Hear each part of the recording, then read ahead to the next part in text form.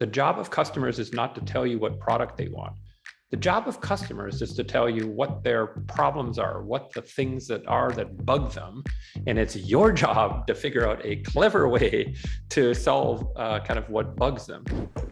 Greetings everyone, and welcome to Unleashed, the fastest hour on the internet, coming to you from the Road 55 studio in Edmonton, Alberta, where every episode we feature a different thought leader or best-selling author, all in the name of helping you become the best leader you can be.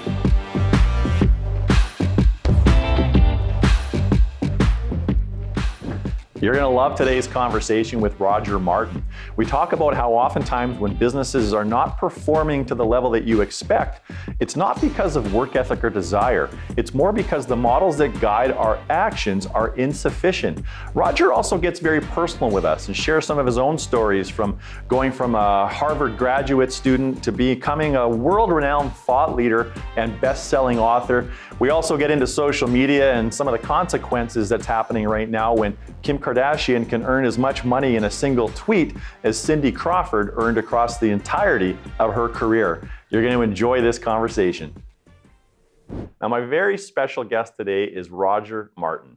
In 2017, Roger was named the world's #1 management thinker by Thinkers 50, a biannual ranking of the most influential global business thinkers. Roger is a trusted strategy advisor to the CEOs of companies worldwide, including Procter & Gamble, Lego, and Ford. Roger is a professor emeritus at the Rotman School of Management at University of Toronto, where he served as dean from 1998 to 2013, academic director of the Michael Lee Chin Family Institute for Corporate Citizenship in 2004 to 2019, and Institute Director of the Martin Prosperity Institute from 2013 to 2019. In 2013, he was named Global Dean of the Year by leading business school website Poets and Quants. His newest book, A New Way to Think, Your Guide to Superior Managerial Effectiveness, comes out in May. His previous 12 books include When More Is Not Better, Creating Great Choices, written with Jennifer Riel, Getting Beyond Better, written with Sally Osberg, and of course, Playing to Win, written with A.G. Lafley, which won the award for Best Book of 2012-2013 by Thinkers 50. He's written 30 Harvard Business Review articles. Roger received his BA from Harvard College with a concentration in economics in 1979, and his MBA from the Harvard Business School in 1981. He resides in South Florida with his wife, Marie-Louise Scafty. Roger, it is such a pleasure to welcome you to Unleashed. Thank you. It's great. It's great to be with you. Can I make a little plug, Jeff?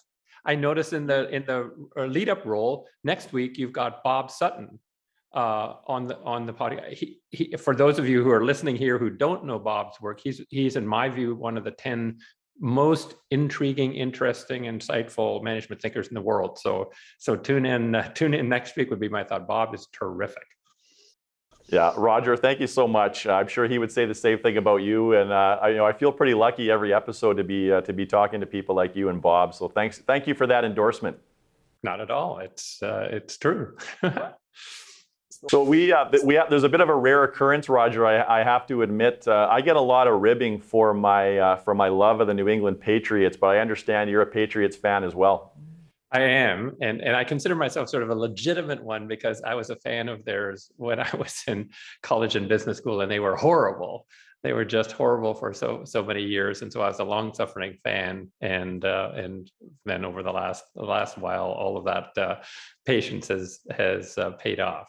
So I'm cautiously optimistic that this year will be better than last year, which was better than the year before. So we shall see. Yeah, it seems to be getting tougher and tougher by the day, though, with some of the movement that's happening in the AFC, and of course the move the Dolphins made yesterday. But we digress. Yes. Yeah, I also have to say there was I had an equal parts excitement and trepidation to speak with you today, and I'm going to tell you why I had some trepidation. I have a Bachelor of Commerce degree, And Yes. I feel a little bit ashamed that I didn't pay more attention in economics class. And so I can already hear my instructor, Erhan Herkut, if he was tuning in today. So Roger, at any point along the way of the discussion, if you feel some disappointment that I don't know more about economics, don't hold back, because I deserve it.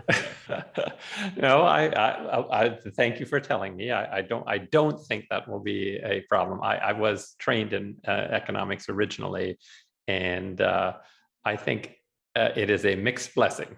It is a mixed blessing. There's over application of economic theory in the modern world in my view, and so I don't think you missed anything. Well, that's fair, and I appreciate that support. So you've got your 13th book coming out in May, entitled "A New Way to Think." What was and you're not that far removed from writing your last book, "When More Is Not Better." I mean, I think that's only a couple of years old now. So what was going on? What were you seeing in the world, Roger, that was sort of served as the impetus for writing another book so quickly? Yes. Well, in truth, Jeff, it isn't quickly from my perspective. I've written a book every 2 years for the last couple of decades, so it's sort of my normal cycle. But what I saw going on in the world that inspired it is I guess I've just seen executives stick with models that don't work for longer than I would have imagined. Right. So one of my favorite examples on this one is in order to get senior executives to pursue more shareholder value maximization, you should provide them with heavy stock-based compensation incentives. Right. That's been a theory since, famous article in 1976 by Michael Jensen and Bill Mechning that sort of said that you've got to create that alignment through stock-based compensation. Otherwise, you'll have this agency problem. So we're talking close to 50 years now. You would think that there would be some good, solid analysis that would demonstrate that sometime in the last 50 years, the provision of stock-based compensation incentives for performance of CEOs would have created better shareholder value performance. There isn't. Yeah. So, and that's one of the sections. So after 50 years, when something doesn't work, you keep doing it. Yeah. Like that. So that's sort of the motivation. It's these things seem to stick with us for longer than I would have ever thought. So, and that's one of the sections in your book, and a question I wanted to get to. So let's go there right now. Why is putting shareholders' interests actually inversely associated with shareholder value? Well, it's because the way we've done it, the theory that we've used to do it, kind of presumes that one, and you can do this directly, right? And you can't. I mean, it's like trying to get somebody to love you. I mean, you can tell them, I love you. I want you to love me directly, right? But that's probably not going to do it. In fact, they'll probably kind of love you less, or go find somebody else who's less annoying. It's by doing other things that the net result is that love and affection. And so there's, in shareholder value maximization, the idea that saying that you want to do it and providing incentives, monetary incentives for people to do it, won't help that out, right? What will help you get that is by doing the things that inevitably lead to shareholder value maximization. So, I mean, I think there was a better theory. It was in 1948, Robert Wood Johnson, founder of Johnson & Johnson, right? He created a credo that's engraved in granite in their headquarters that says, customers, he says patients, because their customers were patients come first, employees come second, communities in which we operate come third, and last, he didn't even say next, he said last come the shareholders. But if we do the first three well, they will earn a fair return. And last time I checked, Johnson & Johnson is worth about 300 billion. It was probably worth, I don't know, 500 million when it was founded. So not pursuing shareholder value maximization. In that case, putting it not second, not third, last is what got you shareholder value maximization. That to me is a better theory. That's a better model to pursue than to pursue aggressively shareholder value maximization and saying that's what it's all about. It's all about. Right. So put customers first. And Roger, if I'm not mistaken, that credo has got Johnson & Johnson through some pretty significant crises. Yes. Yeah. It got them through the Tylenol crisis, where they did something that at the time everybody said, whoa, I mean, that's crazy. You're taking all the Tylenol off the shelves because, in one store in one city, they were spiked with cyanide and people died. And J&J said, yeah, we've got to put better barrier protection on it, and we can't have old bottles of Tylenol on the shelf. And so a write-off, I think it was $300 million, if I'm not mistaken. But that is saying customers come first. Now, I would say things have not gone as well on that front. Recently, they're strongly implicated in the opioid crisis. And so I think the credo has faded some, which is a sad, sad thing, given what a great company Johnson & Johnson has been. Yeah, fair enough.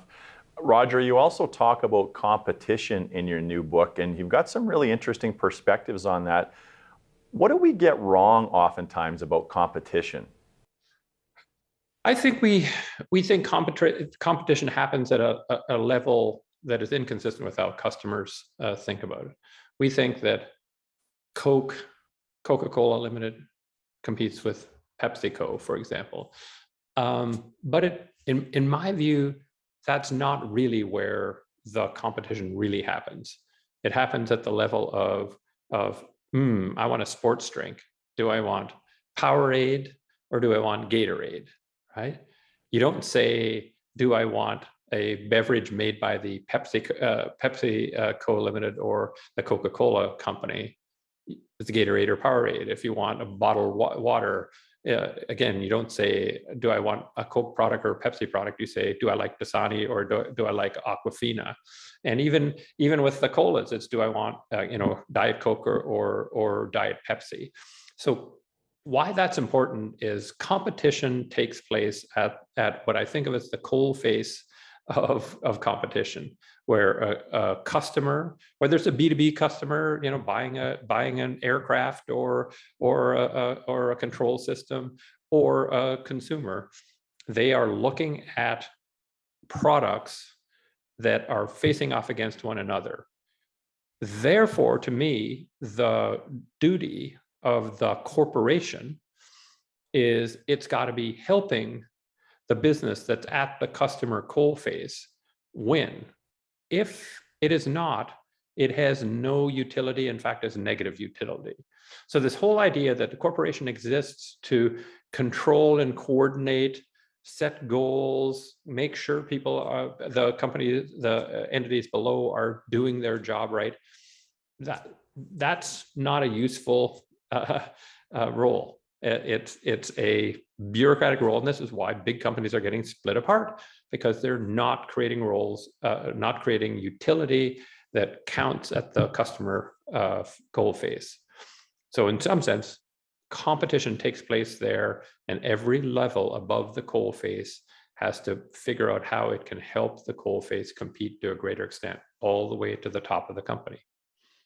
Right. And when you say that competition exists more on the front lines, it really resonates with me. And I often think about a grocery store. I think about Safeway oftentimes, and that the competition is won or lost by the quality of the cashier, as an example. I'm not interacting with the CEO of Safeway. I'm interacting with Nancy, who's always checked my groceries out, right? And she knows my name, and she's friendly, and she does a good job. And like, that's where the competition is sort of won or lost. Is that a little bit about what you're getting at? Absolutely. And do you even care what other cities than the one you live in Safeway has stores?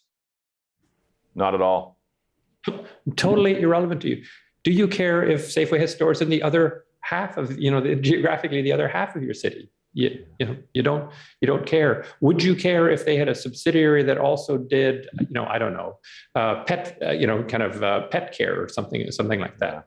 Kind of no. You're perfect example of competition at that coalface. That's what you care about.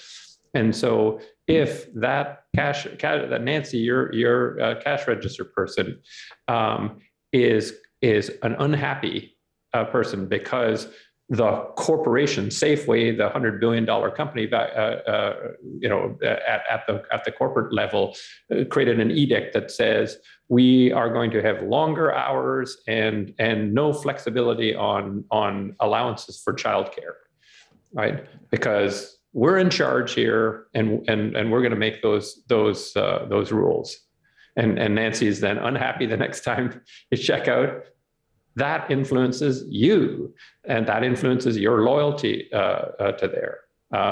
If instead Safeway's got a training program that helps her feel that she's trained on the latest technology, so that when they bring in new technology at her station, she knows how to use it. If they've figured out how to do scheduling, because they're a really big organization, scheduling that's user friendly for single moms. Let's say that helps her deal with their childcare, and so she comes to work kind of joyously. Then the corporation has added value at the coal face, not constrained or diminished value at the coal face. Yeah, isn't that profound? That is very profound. So you've mentioned a few things there in terms of how we treat our employees and the impact it has on competition. It also occurs to me that so often as executives and owners, we lull ourselves into a false sense of confidence and congratulate ourselves for being masters of the universe because we've figured out this, this strategic plan, and we've got this, the value proposition that nobody else in the market can touch us on. But that's really not what it's all about. So what are the implications then for how executives should be spending a bit more of their time if we agree that competition resides more at the front lines? Well, it's to make sure that the people at the front lines understand their role very well and are free to make the choices necessary to keep you happy, right? So again, if let's just use, I like your example because it's a vivid one. Let's just say Nancy is given a extremely specific set of instructions that says, when Jeff shows up at your counter, or anybody, it happens to be you, Jeff, shows up, you have to do these 10 things, right? And she knows you well, and she knows that you don't like number 4 at all. You must try to get Jeff to get a loyalty card. You've got to say, now, sir, we have this great loyalty card, and literally, she's asked you that 5 times already, and you said, listen, I've got too many loyalty cards, I don't want it. But because her job is so prescribed as if she can't think, then she'll piss you off and be miserable. If instead, right, she has a role that says, now, Nancy, here's what we're trying to strive for. We're trying to strive for customers being made to feel warm, embraced, and a sense of flexibility. You figure that out, how to do that. Then she'll be thinking about it, and she'll say, well, I know Jeff, and he doesn't want to be bugged about that, but what he really cares about, he always is interested in, is there anything that I've missed that's really on special that you brought into the store and you'd really like it? He likes to be reminded of that. And I'm going to remind him that today in the bakery, we have these incredibly great cinnamon buns that the bakery guy is all excited about, right? That's turning somebody from sort of a choiceless doer that you've tried to make into automaton. And the problem with trying to make people into automatons is people make crummy computers, right? You should just get a computer to do that. Instead of that, it's elevating her to a choice maker who can build her skills, build her ability to make her customers feel deliriously happy to be shopping at Safeway, so that you don't even think about shopping anywhere else. That's the difference between thinking about thinking about strategy is something that's done only at the top of the organization, and everybody else in the organization is routinely executing. Yeah, Roger, let me know if there's a different way that you'd like to approach this. But as we get into this, I can't help but think about the makeup of most of our listeners would be senior leaders of mid-size and small-size companies. And there's some sequencing to this, right? And I wonder, like, Roger, do you think we could distill a little bit of the sequencing of a high-performing business right from the time that they start to draft and create the strategy to then creating priorities and goals that permeate all of the organization, get right down to the front lines of Nancy? Like, can we do that in kind of a simplified fashion? Because I think that would be super helpful for anybody that's tuning in. Sure. So I would say, if now with Safeway, you've picked a gigantic company. Let's instead make it a grocery store that operates, a grocery chain that operates in one city, just for the sake of argument, and maybe has 15 or 20 stores in one city. It competes against Walmart and Target and I don't know, Wegmans or Ralph's or Kroger's, whoever else is in the market. So you'd want the people running this, and let's call it Jeff's. You'd want the people running Jeff's to say, okay, we've got big mass merchandisers who overlap some with us. We've got the big national chains, grocery chains competing against us. Where do we want to position ourselves? What do we want our 20-store chain to stand for? And let's say that strategy is, we're local. So we want to feel more like we're local. We'll have selection that is more representative of this local community, which has, you know, kind of interests and the like that aren't standard national interests. Of course, they want to have Tide and Colgate and whatever, but they also want some local brands, and our people will be kind of more personable and be trying to find out more about the individual so that they can serve them better, and that'll be our niche. Okay, so that's an overarching strategy. What you'd want to have happen is, you want to then say to the head of purchasing, buying, which is hugely important in these, is to say, you need to figure out how we can be distinctive in what we what products we carry in the store, and distinctive in a local way, right? I don't know. I'm the CEO. I don't know exactly what that would be, but I'm sure there are things that you could do to make us feel local. Kind of go get them, right? So they've got a tricky job as to what choices they need to make, right? Then you get your front of store operations person who's in charge of all the checkouts and everything, to say, people have got to feel this sense of you're in a community store. They really care about you. You're not just in a Walmart or a Target or a Kroger's. It's something local. I don't know how you're going to do that exactly, but that's what you've got to try and accomplish. You kind of figure that out and come back with a kind of a way that you're going to make us distinctive. And in each part of in each aspect of the store, logistics, are we going to get things to the store fresher than our big kind of national, international competitors? You'd have that task set out for them, right? And then what you'd want is that person who's running the front of the store area. So he or she's got kind of checkout people, got store greeting people, whatever, and would say to the head of the person running a checkout, okay, what can we do right at checkout? Do we want less merchandising there, or or more? Do we want it simple and clean? Do we want a completely different style of checkouts? It sort of feels more homey and friendly, etc. So for each person in that entire hierarchy, you'd want them to be thinking, boy, do I have some really important decisions to make, strategic decisions to make, that are in service of this broader strategic goal, but apply directly to what's in my area of authority, kind of all the way down to, and I'd want literally that your Nancy in this story to be told, here's what we're trying to accomplish. Here's the things that I think everybody's got to do. Every checkout person has got to do. But you're a unique person.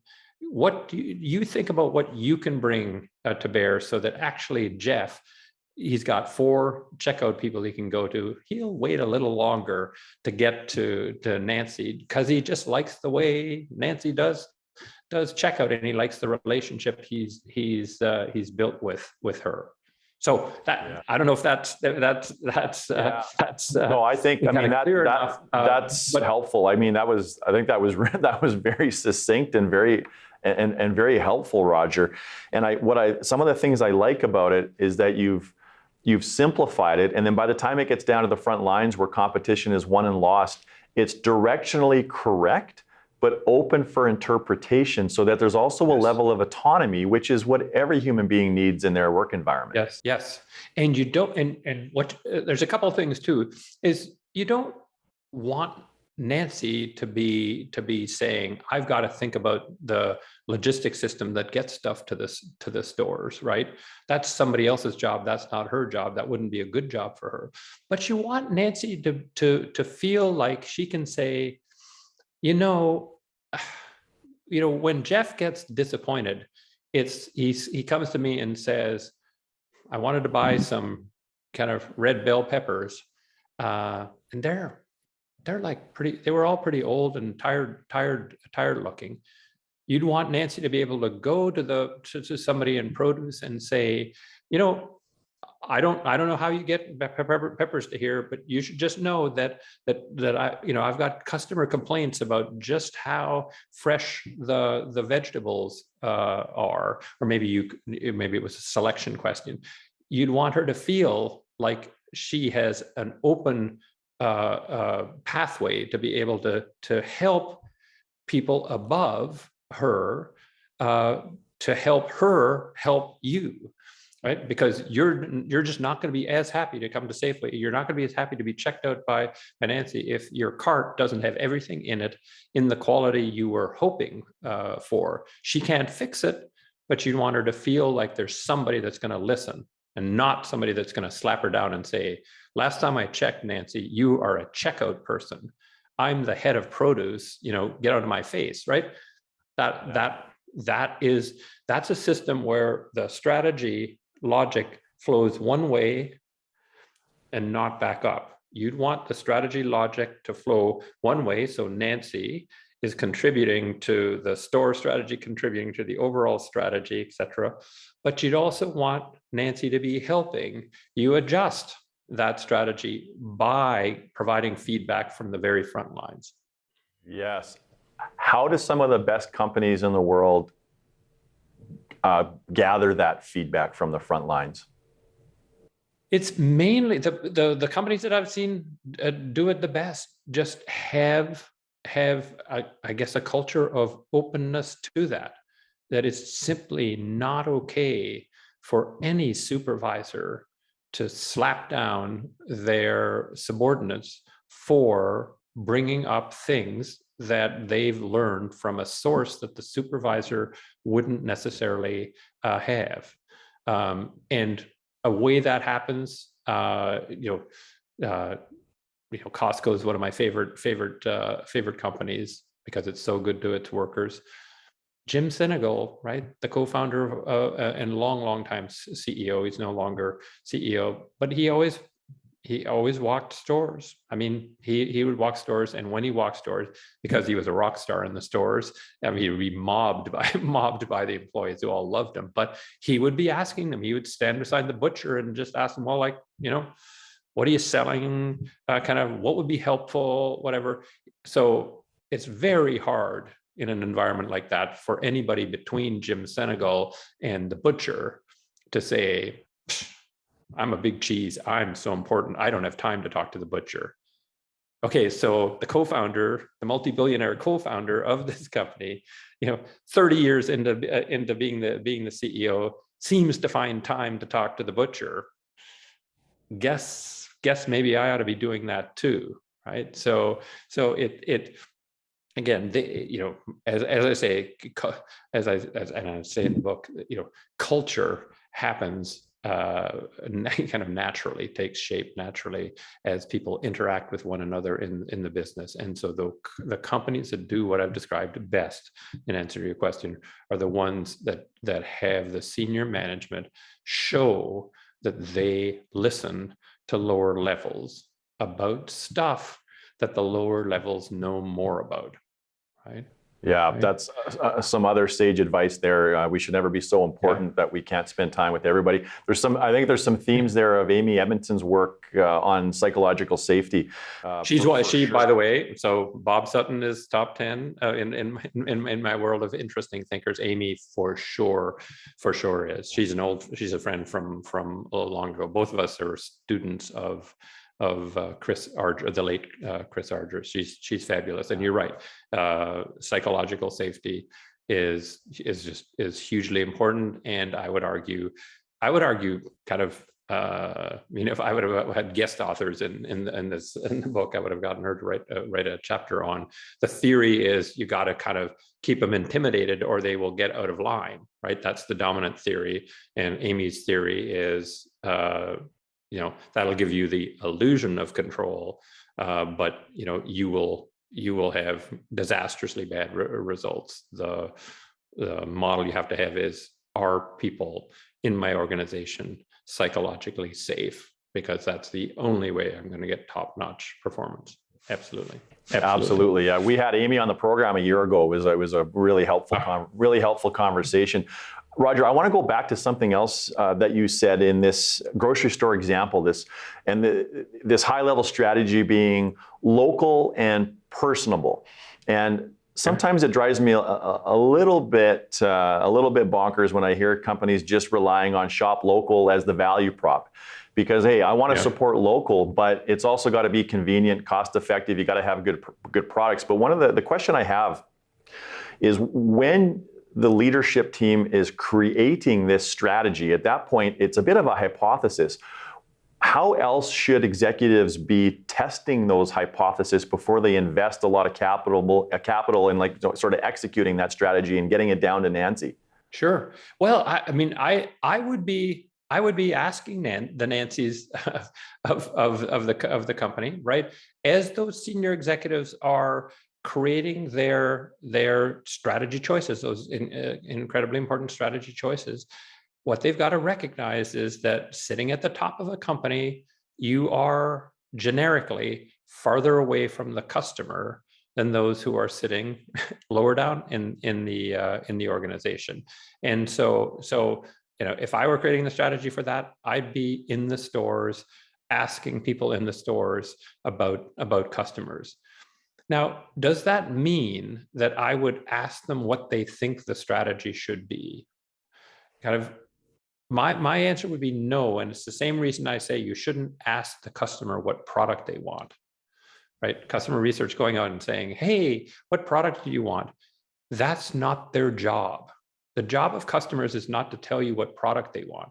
The job of customers is to tell you what their problems are, what the things that bug them.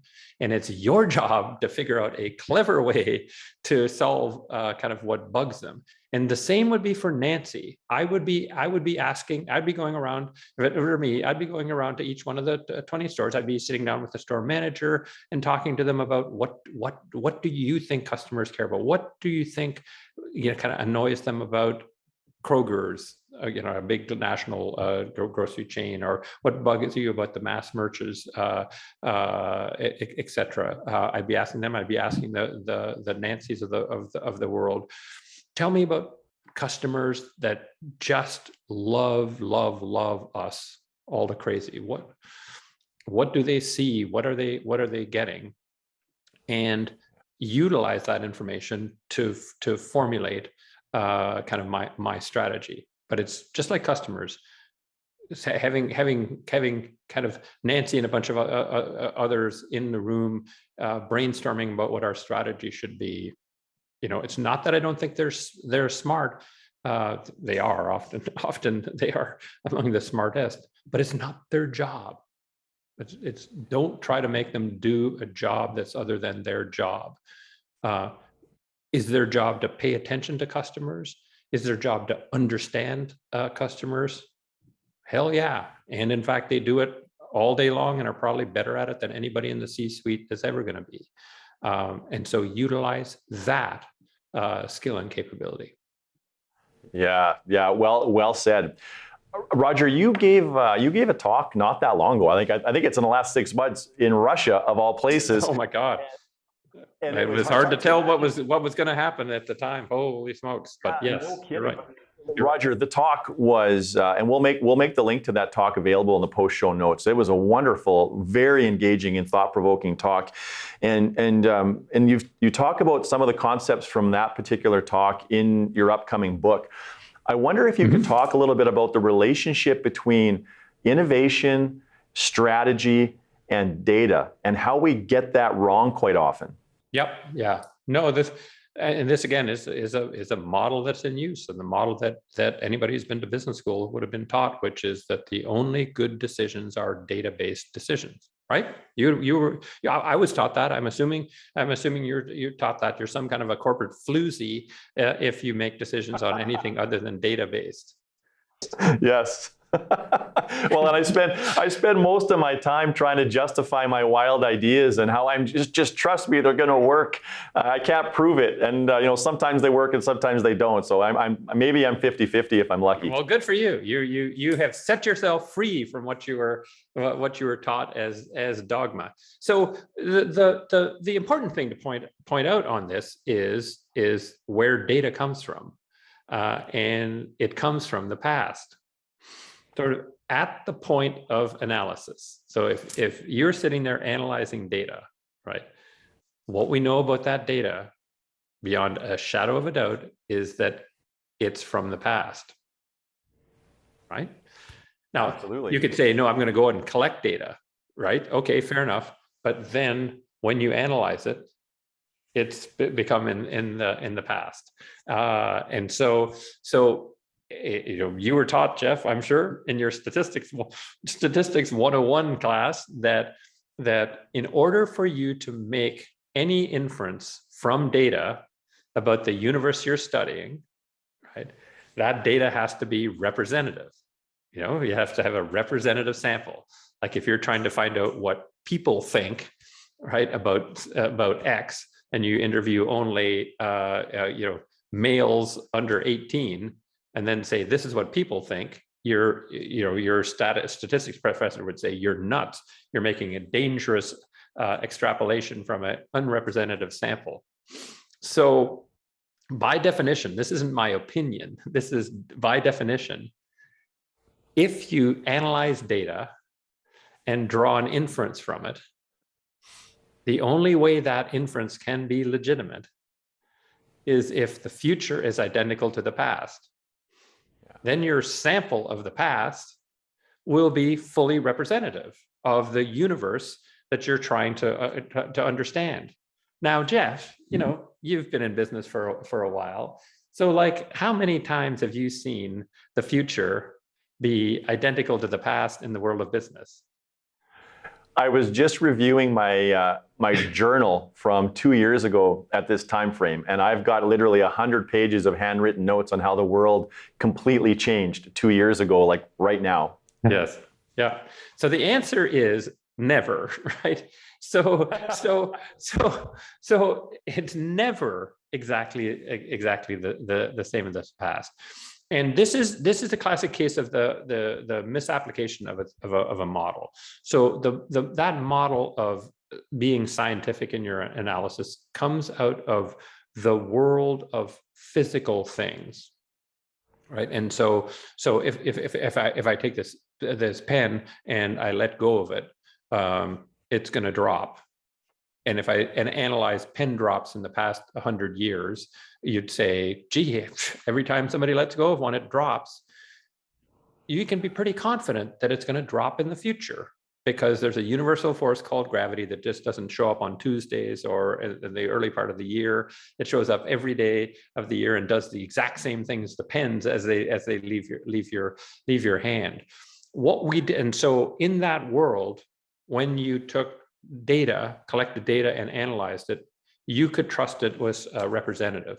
Then we took that and applied it to business, a world where, I mean, last time I checked, everything changes all the time, right? I say, okay, if we were doing analysis in 1999 of smartphone and smartphone usage, we would have said, well, it's 0 because the first one came out in 2000, BlackBerry, right? Yeah. How many of these are there now? 4.4 billion last time I checked the numbers, right? And so any analysis of the data you would have drawn absolutely the wrong inference from it. So it's one of the most fundamental problems in the world of business. And it's interesting, Jeff, you sound like you really are interested in creativity and innovation. You know, isn't it interesting that as science has become ever more important, right?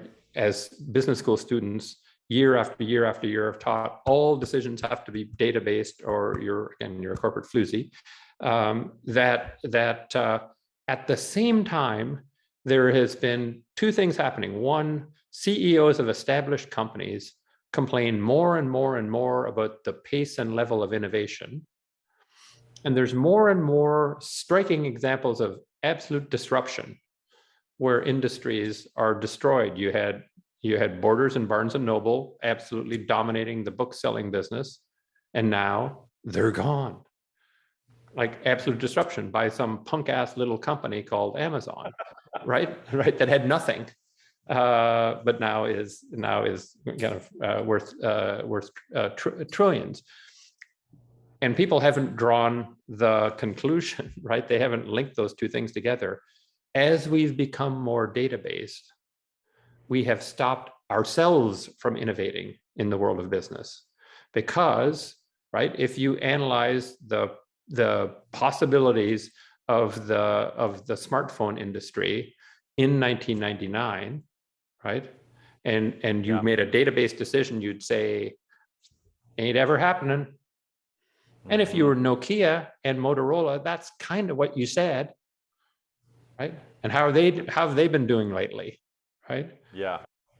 They were absolutely crushed because they were being scientifically rigorous. And other people who said, you know what, I don't care, I'm going to do this. BlackBerry being the first, but then you know, kind of Android and all the Android-based phones, iOS-based phones from Apple, just took 100%, literally 100% of their market away. A market that should have been theirs, that they could have been theirs, but they were being analytical. So it's a huge problem for business. If you use analysis, it will tell you not to innovate. That's what it'll tell you. It'll say, do not innovate. Yes, absolutely. I have a question about Kim Kardashian coming up, but I got a couple more before that. Yes. When you talk about looking forward to it. When you talk about strategy, you also talk about assessing the strategic decisions and ideas on their logic and then proving the accuracy of your logic. And I think you've talked about that already. But I want to share my own fear, because when I think about the example of the pen, sure, and you know, the pen is going to drop, and that's a universal truth of gravity. Our specific business, I think, is trying to help a fundamental human flaw, and it's discipline. So human beings have a very difficult time implementing things that they learn. And so when I think about our own strategy, I think, well, forever, human beings are always going to struggle with discipline.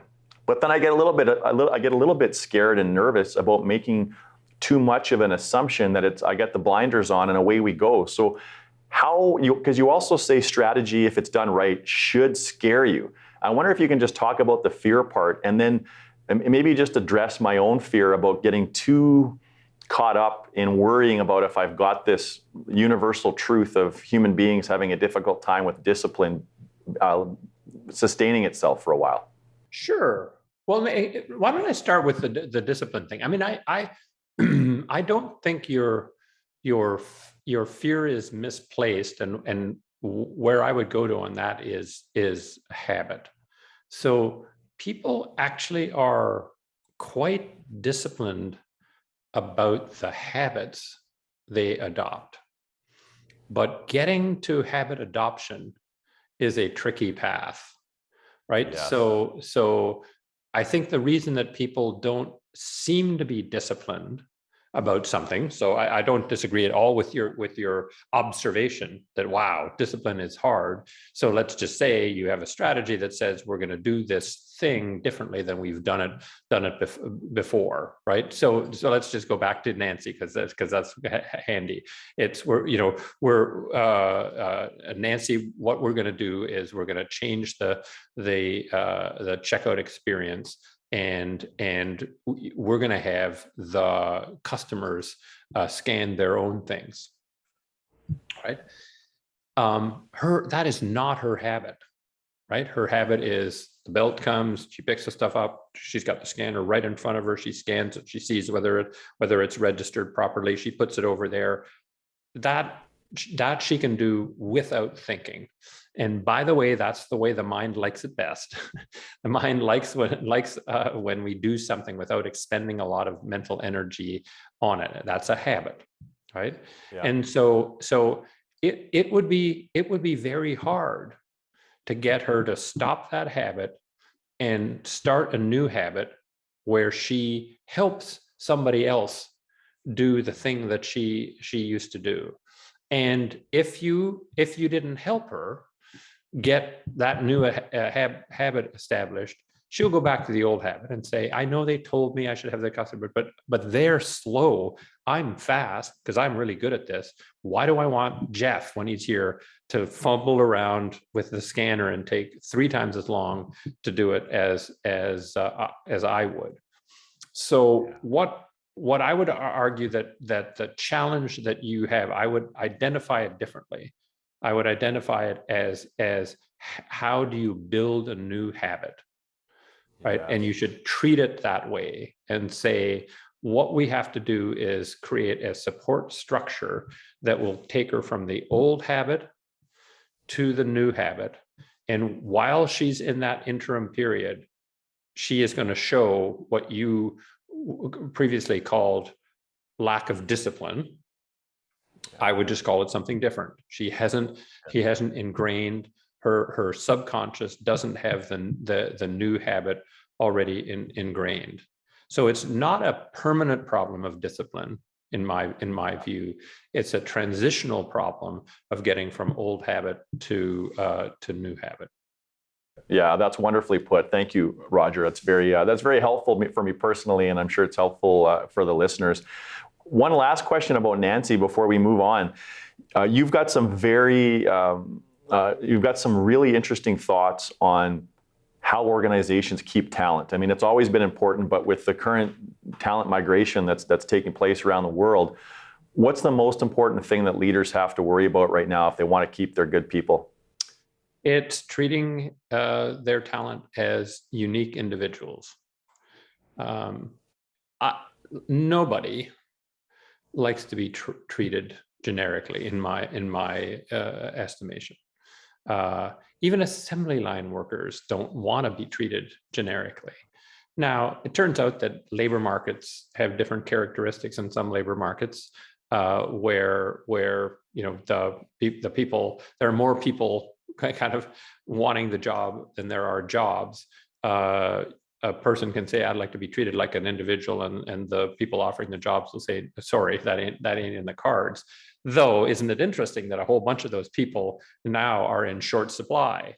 And I wonder why that is. It's because it was unpleasant. It's unpleasant to be treated as a generic check-in, checkout person, a generic shelf stocker, a generic truck driver, right? Or the like. So I think what's happening now reinforces the point. But as you get to more and more unique talent, right, they know that there is no one exactly like them. And that can be a movie star, that can be an athlete, that can be a research scientist, that can be an investment banker, that can be a trader, where the person knows if I leave, they'll have to do something different. Right? You're a New England Patriots, fan. When what you and I would think of, but my colleague Jennifer Riel, with whom I wrote a book, would say, no, no, no, never. It's Peyton Manning. You and I would say Tom Brady was the greatest of all time. When he left, right? Could you run the Tom Brady offense? No. I mean, just no. You had to figure out a different offense to run. That's an important sort of metaphor, right? Like, if you lose the best oncology research scientist from Pfizer or something, you'll have to run a different oncology research program because you can't find a one-to-one replacement. So there's a whole spectrum from there are one-to-one replacements all the way to there's for sure a one-to-one replacement all the way to there's no way in hell there's a one-to-one replacement, and everything sort of in between. And I say, as you get farther and farther on there's no replacement, unless you treat that person as a unique individual, right? Yeah. You will lose them. And that's what, if we're going to stick to football, the Green Bay Packers sailed so incredibly close to the wind on Aaron Rodgers, where their message to him was absolutely crystal clear until he threw a serious fit last year, which is, we pay you big bucks to throw the ball. Manager, I choose the players, right? You don't choose the players. Players don't choose players. Players are players. General managers are general managers. That's it. Yeah. His response was, hey, man, after 17 years, all pro so many times, MVP so many times, Super Bowl champion, can't I just have a little bit of input? And the answer was no. And then he said, well, then I'm out of here. Now they've figured out that he has to be treated not like every other football player on the Green Bay Packers roster, but as a special talent. Does that mean he can do anything he wants, that he can get any player? No, but he can't be treated generically. And anytime you treat a top talent generically, they will find it revolting at a deep level. Why? It's because they spent their entire life building up their uniqueness, taking more chances, working harder, staying in the gym longer, throwing more passes, whatever it is, to be uniquely talented at what they've done. And then you say, but you're just generic. And they just say, last time I checked, there are lots and lots and lots of people who would like to use my talent. I'm out of here. Yes, absolutely. Well, in my view, though, it bites everywhere along that spectrum. So I think Nancy is going to come to work to check people out better, in a better disposition, with more creativity. If you say, all of you are checkout people, but do you notice, Nancy, I'm sure you do, that Jeff always waits for you. He doesn't take the shortest line. He takes your line. Good for you. You must be doing something that is special, that makes that customer a very happy customer, even to the point where he'll give up a minute or 2 minutes in line or 5 minutes in line for it. If that's the message that she gets, she'll stay, she'll be happier, she'll contribute more, she will provide advice to others around her. She'll be a great employee.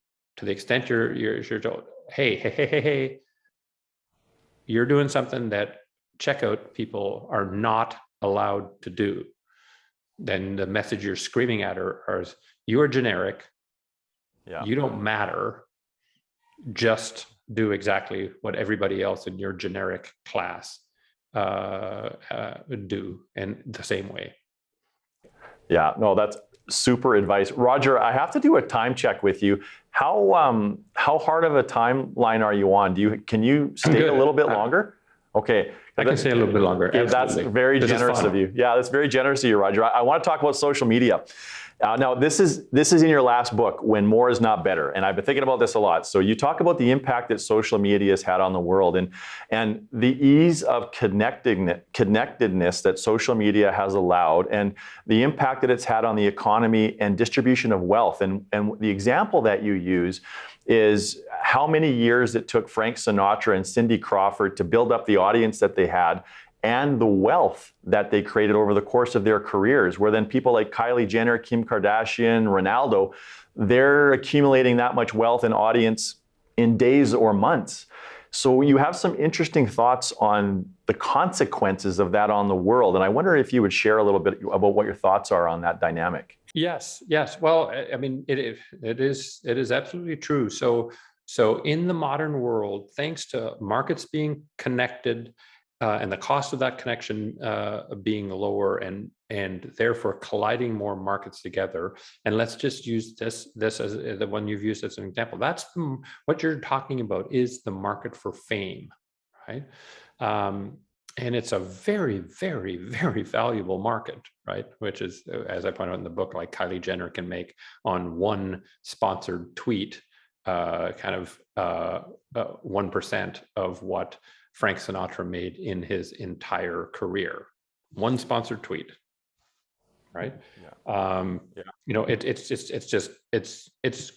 It's crazy. She can make 1% of what Frank Sinatra. So she has to do 100 sponsored tweets to make his lifetime earnings. So what that's happened is that more and more of the economic returns are going to the people in the very tail of the distribution. So before you had social media connecting fame, the markets for fame were fragmented. There'd be fame in France, but not entirely connected to fame in Germany. Fame in south of France, not connected to fame in north of France. Roger, I have to say, you're making me think of David Hasselhoff's singing career in Germany. Yes, no, exactly. Or the fact that all these movie stars have long historically made oodles of money doing incredibly cheesy commercials in Japan. But they were okay to be cheesy commercials. Sylvester Stallone doing milk commercials because they were never seen in North America. You're absolutely right. Or the Spinal Tap reunion tour in Japan, but we won't get into that. So when those markets were not as connected, right? There were more people who could make money on fame within an industry, within a geography, and you would have a wider distribution of the payoffs to fame. When there's one measuring stick, Instagram followers, right? And everybody wants to know who's got 160 or 200 million Instagram followers, and Ronaldo and Kylie Jenner are put in the same bucket, right? Not there's a soccer fame bucket and it's fame bucket. What happens is that the fact that you have Instagram followers is cause of you having still more. It's an accelerating effect, and so it becomes distributed in a Pareto way, which is a word for the 80-20 rule, right? Where a vast majority of the benefits goes to a very few, and that's what's driving inequality, right? In the world, is that the returns to tail of the distribution capability, human capability, talent, if you want to call it that, are getting more and more and more and more extreme.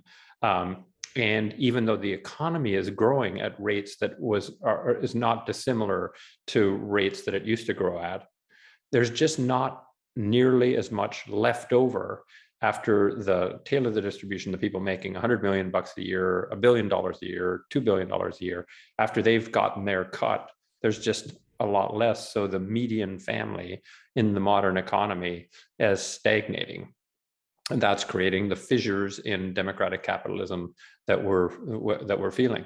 I mean, people, especially young people, are totally open to just trying something, an entirely new system. How about, or not new to the world, but new for countries. So over 50% of American women under the age of 34 would be happy to try socialism. Men are slightly lower than women. They're not over 50% yet, but women are 50% of the electorate. So, but that to me is all a consequence of more and more of the returns going to the very tail of the distribution.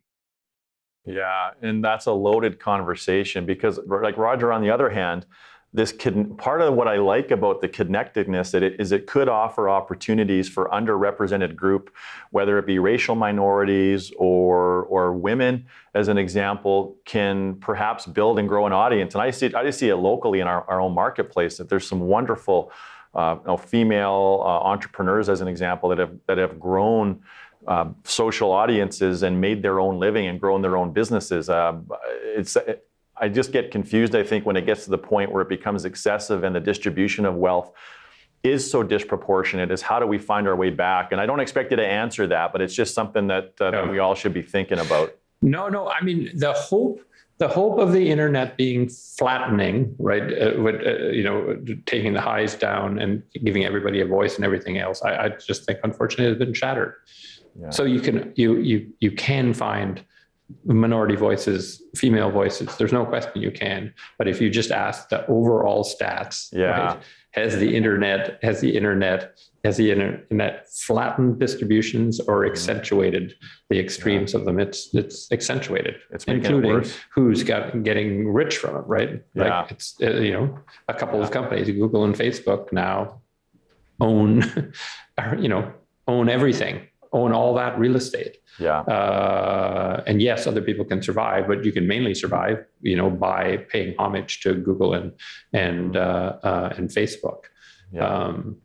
I don't begrudge Kim Kardashian or Kylie Jenner or Ronaldo for working on their social media profiles, but they're a very, very, very small number of people, and the fact that they're doing well is not going to help democracy, where 51% of people have to support it. It's not going to help democracy thrive, and especially capitalist democracy, which has been the dominant form of wealth kind of management in the modern world, right? If you just add up all the democratic capitalist countries, right, that's where the vast majority of the GDP of the world is housed. That is now having the biggest challenge it's had since World War II. Yeah. That could be a whole other episode or a dozen. Yes, it could. It could. Yeah, Roger, I've loved this conversation. There are so many nuggets and pearls of wisdom that you have shared with us today. I want to finish off with a few personal questions, if you'll indulge me. Yeah, shoot. So the first one that I have for you, when I just look at the impact and the longevity of your career, I imagine you entering Harvard in the 70s, and just wide-eyed and just there to learn and absorb and take in as much as you could. And then I think there's a point in all of our lives where we have to transition from like the learner to the teacher. And it's not that we stop learning, and you're evidence of that. But do you remember sort of when you made that transition from being like the youngest person in the room and just the wide-eyed learner to being the sage, wise person in the room and having to be the teacher, and what that transitional period was like for you? Very interesting, huh? Nobody's asked me that question before, so good work.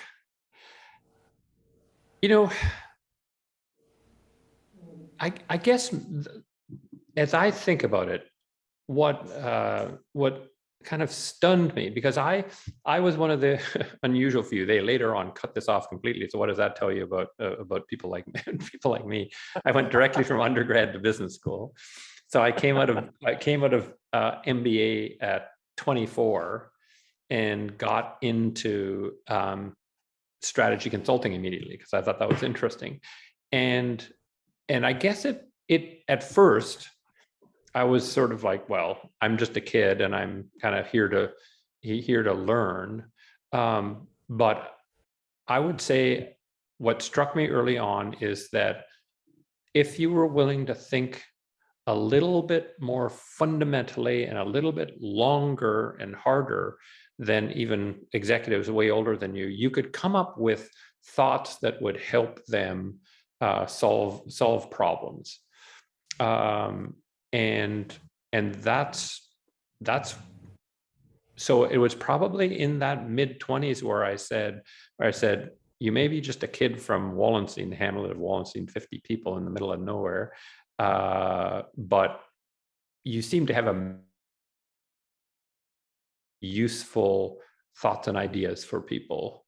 So I would say by the time I was 30, I saw that as my job, helping people think in a different way about whatever they were thinking about, and ever since that's been what I'm interested in. That's why A New Way to Think is kind of a retrospective book for me. It's sort of like, well, that's what I've been doing. I've been helping people in whatever situation they are, where they're kind of stuck, take on a new way of thinking about whatever is making them and keeping them stuck.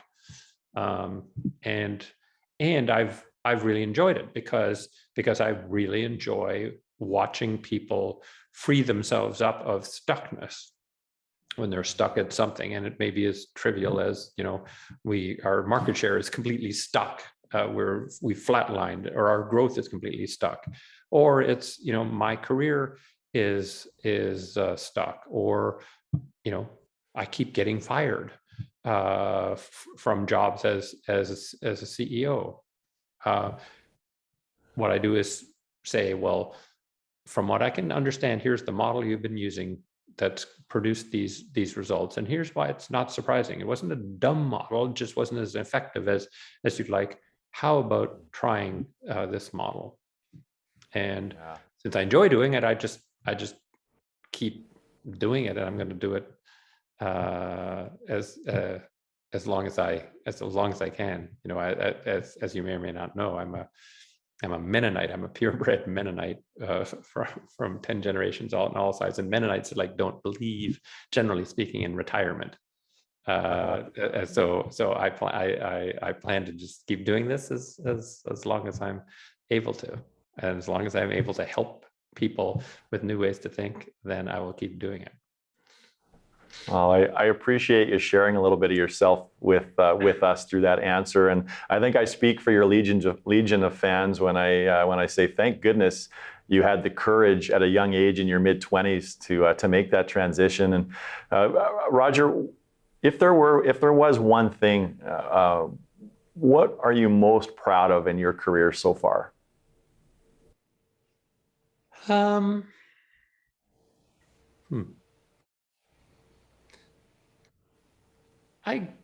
I guess it would be, because I spent so long on it, it would be the Rotman School. I mean, I did get hired to take a school that wasn't doing very well and make it be something that University of Toronto could be proud of. I took it on to be something that Canada could be proud of. And I think there was a lot of thought at the time that I was nuts to think that was possible, and we did it. And I used the we word, kind of not accidentally. There was a phenomenal group there around me who set out on that goal and made it something that is great. At its peak, it's come off the peak a little bit. At its peak, we managed to get it up to third ranked in the world, the quantitatively, by the Financial Times outside. So the Financial Times rates faculties on the basis of their publication by person. So it's adjusted by person. Number 3, we were irrelevant when we started, like irrelevant, inconsequential, and only Harvard and Wharton were ahead of us by the time we got done. Nobody, not even anybody at Rotman School, anybody at University of Toronto could have imagined that, and we did it. And we had a strategy for doing it, and we went out and did it. So I guess I'm probably proudest of that, and I'm partially proudest of it because it was public service. I left a job I loved, a company I loved, and was one of the major part owners of the company, to come back to Canada to do public service, and I would argue that was 15 years of public service that ended with the country, the province, the city, and the university being better off. So that's probably the one. Yeah, that's amazing. That's huge. And of course, you can stay connected with us on all your favorite social media platforms. We don't have the following that Kylie Jenner does by any stretch, but we're working on it. You can find us on Instagram, Facebook, and Twitter.